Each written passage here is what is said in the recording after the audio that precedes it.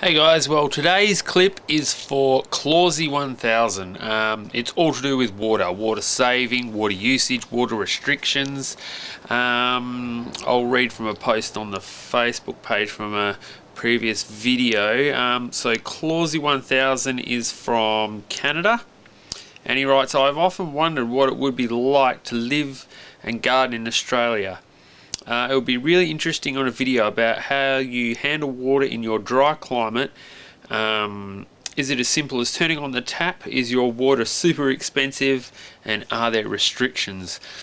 Well, this one's for you. I'm going to answer all your questions in this clip. So I guess I'll start off by saying that today is probably a typical Perth summer's day. It's currently, I'm sitting under the shade house, but it's currently just nudged over 40 degrees and there is a wind blowing. This morning was a very strong wind, so extremely drying temperatures, and it is a dry heat, not humid today, so that's pretty typical of a Perth day. I guess firstly, before I talk about my own consumption, you sort of touched on that you wanted to know about sort of as a state our water usage and alike. I guess we used to be very dependent in Perth on our dams. Our main dam is up at Mundaring Weir. We have quite a few dotted around, but that in the last few years has sat below 20% full or less, and the government realised and the alarm bells started ringing quite a few years ago. Now, this is just from my personal knowledge. I might not be exactly right. You can correct me if you feel, but yeah, I'm pretty sure that it may have been about 20 or 30 years ago they realised that the dam inflow was getting quite low, so they switched to groundwater. Not switched to, but they supplemented the dam inflow with groundwater. This came from what's known as the Gnangara aquifer, and it's in the northern suburbs of Perth. They tapped into that and they were drawing, I think, from memory, it was about 40% of the of the water supply was then coming from groundwater. This then fast became a problem because they were overusing that water supply. They were only supposed to take so many whatever litres, and they were blowing that year upon year. So I know this for a fact because my parents, who live on a suburb that's on borders on the Gnangara Mount, they've had to drop their bore height 3 times in the last 25 years. So that goes to show just how much water they've taken. Anyway, they realised that wasn't working as well, so the next step was then to go to a desal plant. So Perth now has 2 desalination plants on the coast. I can't remember where they are. One's in Rockingham and I think one's further south. And that now supplies, I think it's 40% or so of our available water supply. So, and that is expensive. You're asking the price of water without getting a bill on hand. That obviously does add to our cost of water. Now I guess I'll talk on a more personal point of view of my water usage and how I've tried to combat our ever-drying climate in WA. Okay, so I'm first to admit my water usage is not great. I can tell you now I'm under now, but I'm almost double the Craigie average. Shock horror, I know that sounds really bad, but you've got to remember I have 6 people in my house, so that is not average. And secondly, that Craigie, most of the houses I think are rental or people that really don't care for their garden. Most of them are sandpits, so without saying they have crap gardens or no garden at all, that's pretty much what I'm saying. So the next stage, I guess, was where I had to find ways to save water. Now my bill has gone down, every bill for the last 4 years. Yeah, every bill for the last 4 years, my bill has decreased. So, but now I'm running out of ways to try and save water. So I've implemented other things, which I'll show you shortly. But I guess it all started off when I planted the veggie patch. Went in all guns blazing, not realising how much water that the garden would actually take.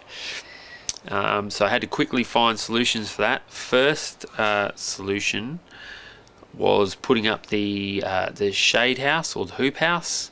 That cut my water bill drastically in the summer, because I was out here twice a day watering to try and keep the plants alive, and that helped quite a lot. Secondly was the application of mulch. Mulching the beds in summer and holding that water into the garden beds and the soil. That also then cut another percentage off my water usage. And then after that, thirdly, was the implementation of the clay to the soil.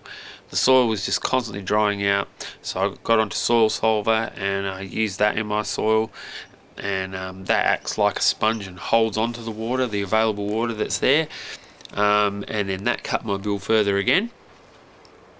Then the next stage was moving on to water tanks. I'd run out of options pretty much in the garden, so I moved on to water tanks. Firstly was the small 100 litre tanks. I got a few of them out the front and connected them to the front gutter. They filled up very quickly, and then I realised, hang on a minute, I could grab water from the air conditioner, the dripping water from that. So those also filter into those tanks. I know it's not the best water to use, but I do use that just for the olive trees out the front. Then next I expanded on that because I realised the amount of water that you can save off a roof, and I got some 300 litre water tanks. They went out the front, and then I also connected them to the gutter out the back. Those quickly filled up, but the problem being was that all this water had to be transferred when I wanted to water by hand, by what do you call it, by buckets or watering can, which is very, very time consuming. So my latest addition is a 2,500 litre water tank. This is my new baby, and I only bought this last week. I'm hoping this winter, well, obviously it's going to fill, it'll fill in no time at all. I would like to eventually have 4, 2 either side of the house, but it will do for the meantime, and then that will run on a small electric pump. So then I can water without having to worry about water cans and that sort of thing. It'll be very easy. But then down the line, once I do get more tanks, I would then like to plumb that into the house and connect that to the toilet and the laundry, and yeah, do further water saving that way. It makes more sense to do that because you use the water in the summer, the tank's empty on the garden, and then what do you do? Whereas in the winter, if you connect to a toilet or a laundry, you're constantly using that water, and then it's constantly getting topped back up, whereas in the winter you don't need to water. So yeah, so that's that. I also had some small tanks running off the shed, the back shed. I've still got a couple connected. The other ones had to be moved in preparation for the oven that I was supposed to be building, and it was supposed to be built by now, but it hasn't. But they've been moved out of the way. Those are for sale at the moment, actually, as I don't need them now. I've sort of upgraded, so the tanks that were 200 litres out the front have been upgraded to 300, which means I can now get rid of the 100 litres. But that's about it for my water saving and my techniques that I use. Still use a heck of a lot of water, but yeah, as long as the bill keeps going down and in the right direction, that's the main thing. Anyway, thanks for the question, Clausy1000. Hopefully I answered that well enough for you. Hopefully it's not too cold in Canada at the moment, and see you for the next video. See you later, guys. Cheers.